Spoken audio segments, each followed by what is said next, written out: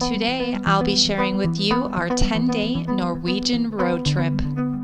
We broke it out day by day, as well as some tips and tricks at the end. So stay tuned. Norway, where water and mountains collide. It was our first time in the country, and our first time ever traveling outside of North America. We decided to focus on central and western regions. Starting from Bergen, we planned our route around special viewpoints, tourist attractions, and driving along as many fjords as possible, making the most of our time. Day 1, Bergen to Odda. We flew into Bergen and picked up our rental car right from the airport, as that seemed like the easiest and pretty affordable option. We took our first ferry of the trip, which was extremely easy. We just drove on, they scanned our plate, and we got the charges at the end of our rental agreement. The drive to Odda from Bergen's roughly 3 hours, but we took our time. In addition to ferries, there are a ton of tunnels along the countryside.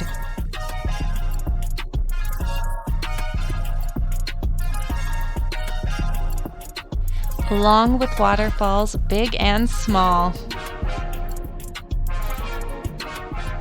We finally made it to our rental around dusk, and we tucked in early to prepare ourselves for the next day.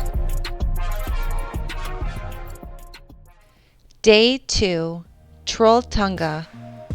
We left early the next morning as we planned all day to hike to Trolltunga, which was a 20-kilometer or 12.42 mile out and back hike. There's different locations where you can start the hike.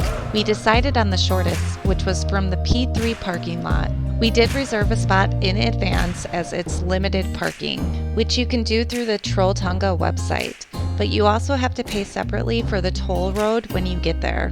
We arrived at 7 a.m. So the first 3 kilometers, or 1.86 miles, were the most strenuous.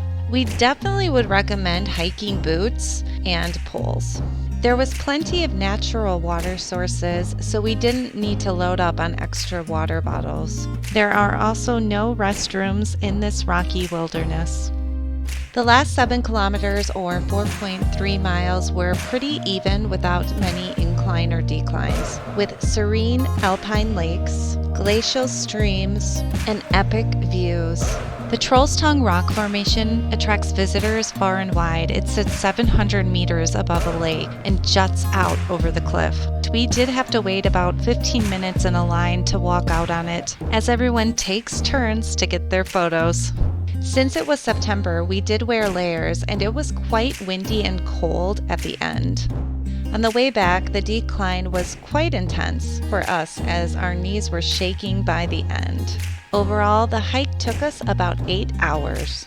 Afterwards, we drove about an hour and a half to our Airbnb rental. We ended up getting some surprisingly delicious pizza and checked out the villages along the way.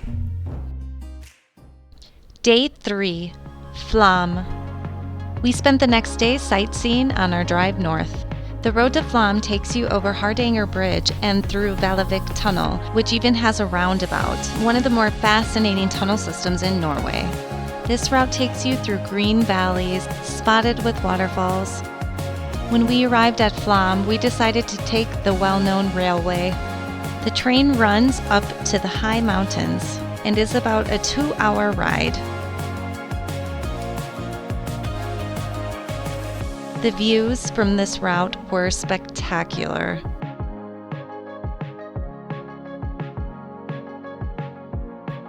The train stops for about 5 minutes at a gigantic waterfall where you can actually get out on the platform. Here they have a small performance representing a dancing and singing forest spirit.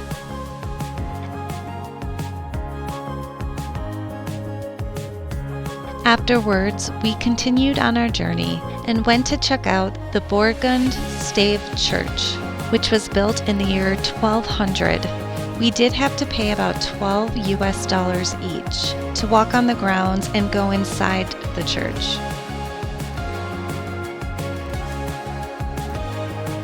From From there, we headed to our next stop for the night, where we had some iconic water views, so we spent the rest of the night right there.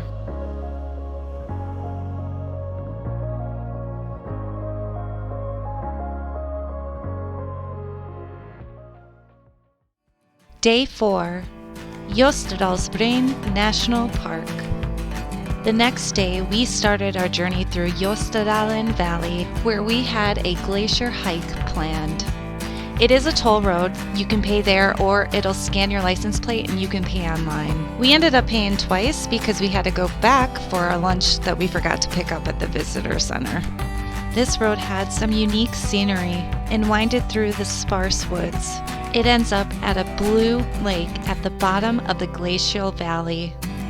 We met our tour there, where they fitted us with cleats and harnesses.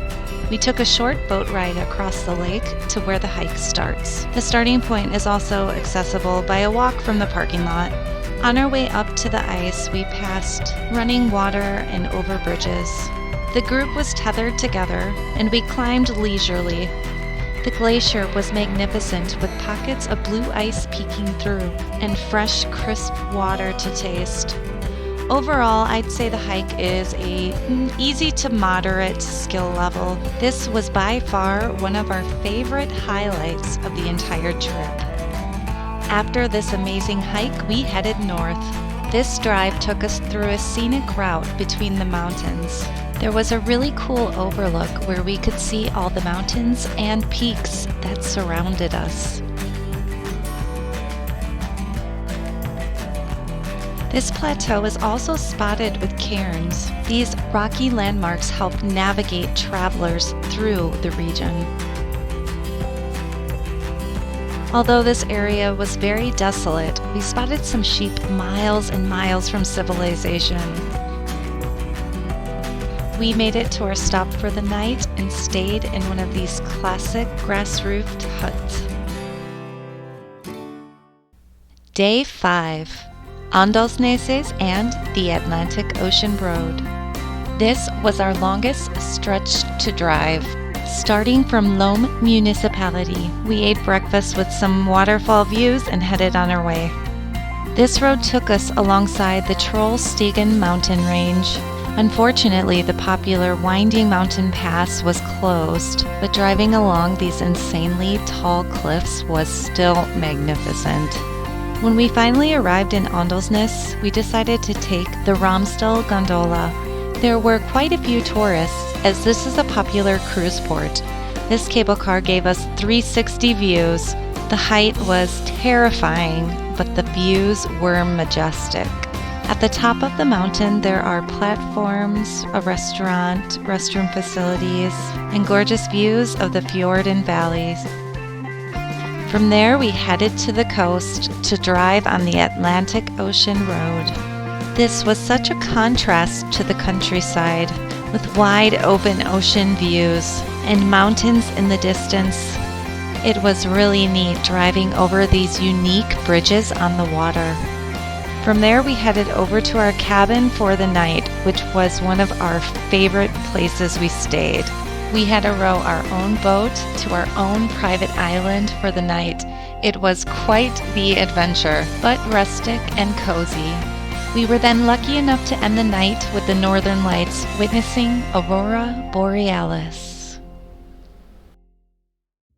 Day 6, Alesund and the drive to Geiranger.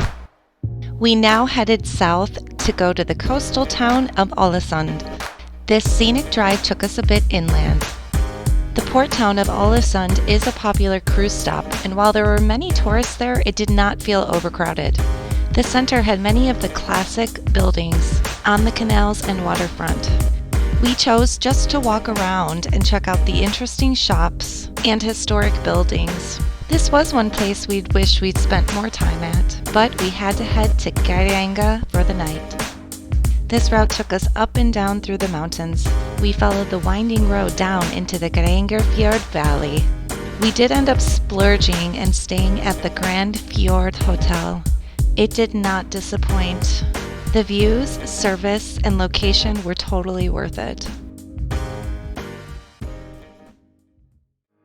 Day 7, Geirangerfjord. We started the next morning with a 90-minute boat tour of the fjord. The narrated ride took us through the channel and along many waterfalls. It was stunning to be in this blue water surrounded by high peaks. Afterwards, we drove up to the skywalk and saw elevated views that surround Geiranger. Then we continued our drive south. The road took us through remote country villages with pockets of water and mountain peaks everywhere. One quick detour we did was see the Borgund Glacier. Then we drove with the sunset along narrow fjord roads to our next pit stop for the night. Day 8, drive to Bergen. The next day we headed back out to the coast.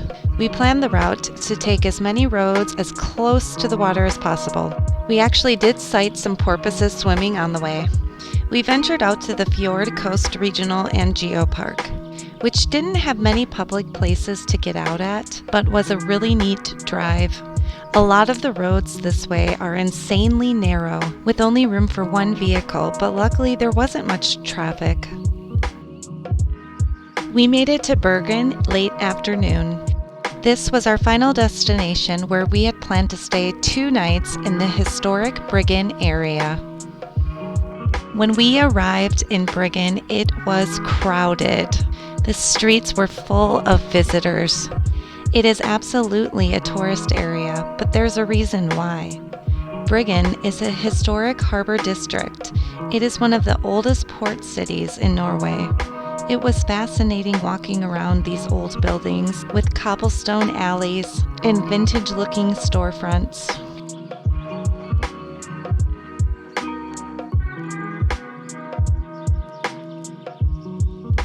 The heart of it surrounds the wharf. It was truly a picturesque Scandinavian port town. Day 9, Bergen. We spent our final full day exploring Bergen. We walked the majority around this city. We did rent a couple scooters for about half an hour. There are e-scooters everywhere, so it's easy to grab one, download the app, pay, and leave it when you're done. The city was beautiful and had multiple parks. There was unique architecture and statues. We walked up and down the cobblestone streets away from Bryggen. For lunch, we had to stop at Trekroneren for their famous sausages. We tried reindeer and lamb. Both were really good, but our favorite was the reindeer. After walking around, we took the Fløibanen funicular to the top of Mount Fløyen. It was easy to get round-trip tickets right at the terminal. The glass rail car took us right up the mountain, where there is insane viewpoints. There is a really nice restaurant at the top, walking trails, and restrooms.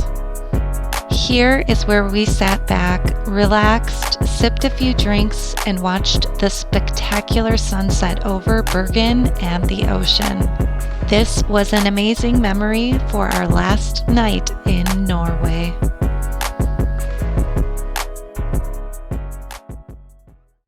Day 10, Departure Day. We spent our final morning and afternoon just checking out more of Bryggen before our flight took us home. Overall, Norway exceeded our expectations and we were more than happy with the road trip we planned. Check out the description box below for more details and keep watching for our tips for fellow travelers. Electrical outlets. They are European, so standard American ports won't work. Many roads are narrow and only allow room for one vehicle, so be mindful of oncoming traffic and utilize turnouts. Restaurants out in the country are scarce, especially during off-season. We thought we would be able to eat local meals, but ended up having to find grocery stores. Ferries are everywhere, significantly cutting down travel time. They scan your license plate and automatically charge through an online system. Traffic signs. Study what they mean in advance. Tunnels are everywhere. Be prepared, some of them are long. Phone service. We had it pretty much everywhere. And credit cards are widely accepted. Just check with your bank on any international fees. And lastly, just enjoy this magnificent country. I hope you found this video helpful. Thank you for watching.